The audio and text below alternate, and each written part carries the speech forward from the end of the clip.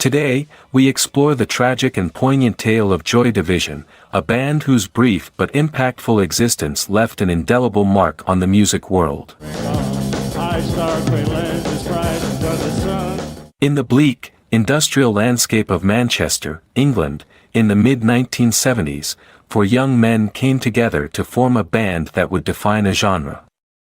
Bernard Sumner and Peter Hook were childhood friends who shared a deep love for music. Inspired by the raw energy of a Sex Pistols concert in 1976, they decided to form their own band.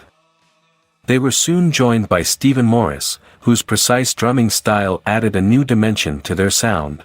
Finding a lead singer proved to be a challenge until they met Ian Curtis. Curtis was charismatic, deeply passionate about music, and had a voice that was both haunting and powerful. With his arrival, the band found its frontman and creative spark.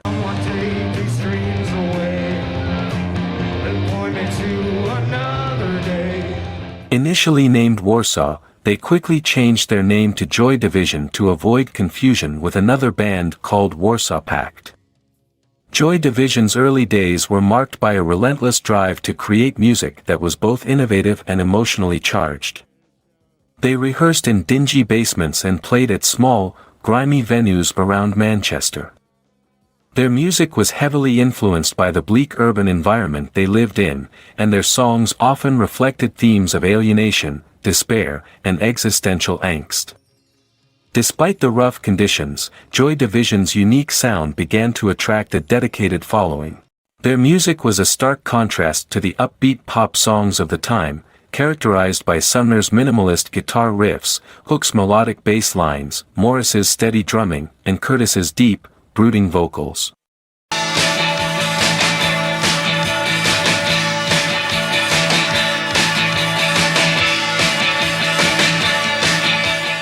In 1978, Joy Division's break came when they were signed by Tony Wilson, a local TV personality and co-founder of Factory Records. Wilson was captivated by the band's unique sound and intense performances, and he offered them a record deal. This partnership would prove to be pivotal in the band's career. Under the guidance of producer Martin Hannett, Joy Division began recording their debut album, Unknown Pleasures. New sensations spare the insults, leave them for another day. I've got the spirit, use the feeling, take the shock away. Released in 1979, Unknown Pleasures was an instant critical success. Songs like Disorder and She's Lost Control showcased the band's ability to blend punk's aggression with a haunting, minimalist aesthetic. The album's cover, designed by artist Peter Saville, featured a striking image of pulsar waves and became iconic in its own right. Joy Division's live performances were electrifying. Curtis's stage presence was magnetic, his erratic dancing, often compared to having a seizure, captivated audiences.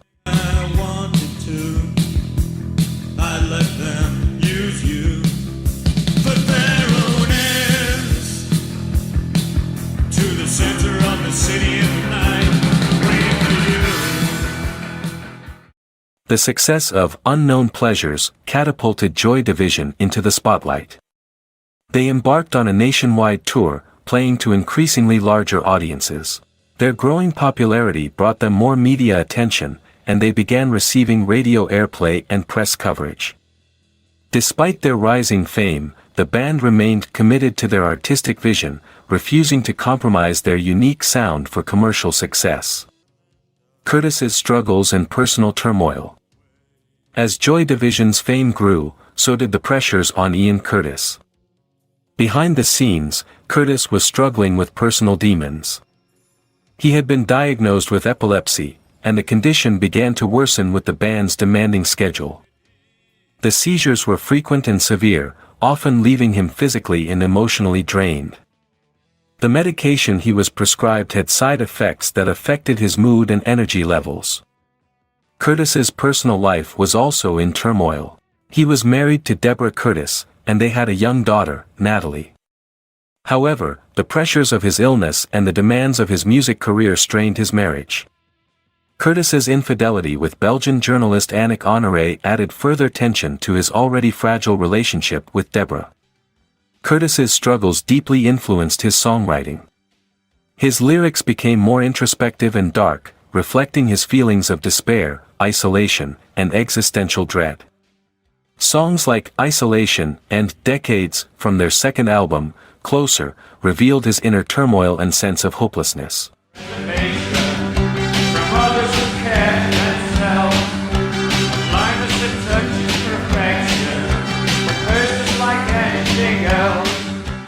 His performances, while still powerful, were often marred by his physical condition, with seizures sometimes occurring on stage. The band's second album, Closer, was recorded in early 1980 and produced again by Martin Hannett. The album took their sound to new heights, with Hannett's production adding a haunting, almost otherworldly quality to the music. Closer was a critical success, but the process of making the album was emotionally and physically draining for Curtis and the rest of the band. As Joy Division prepared for their first North American tour in May 1980, the pressures on Curtis reached a breaking point. The thought of leaving his family and dealing with his illness while on tour weighed heavily on him. The night before they were set to depart, Curtis returned to his home in Macclesfield, Cheshire. Alone and despondent, he took his own life by hanging himself in his kitchen. He was just 23 years old. Curtis's suicide sent shockwaves through the music world. Fans and fellow musicians were devastated by the loss of such a talented and influential artist. The remaining members of Joy Division were left to grapple with the tragedy and the sudden end of their band.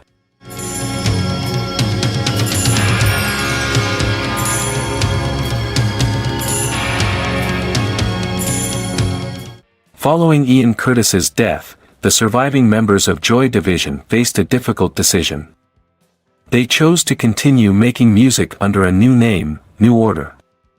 Bernard Sumner took over as lead vocalist and guitarist, Peter Hook continued on bass, and Stephen Morris remained on drums. They were later joined by keyboardist Gillian Gilbert. New Order went on to achieve great success, blending post-punk with electronic dance music and becoming one of the most influential bands of the 1980s. Joy Division's influence on music, however, remained profound. Their two studio albums, Unknown Pleasures and Closer, are considered landmarks in the post-punk genre. Closer, released posthumously, featured songs that delved even deeper into themes of despair and existential angst. Tracks like Heart and Soul and The Eternal are haunting testaments to Curtis's lyrical genius and emotion.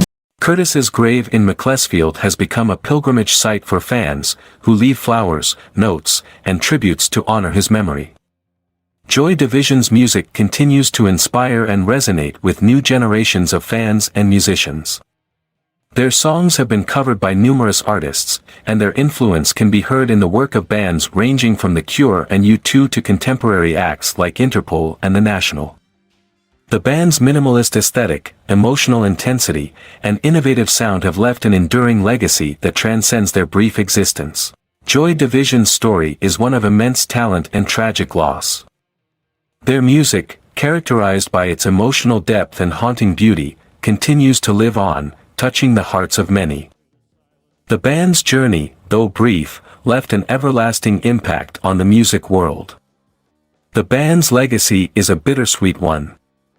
Their music, filled with raw emotion and honest reflections, continues to inspire and comfort listeners.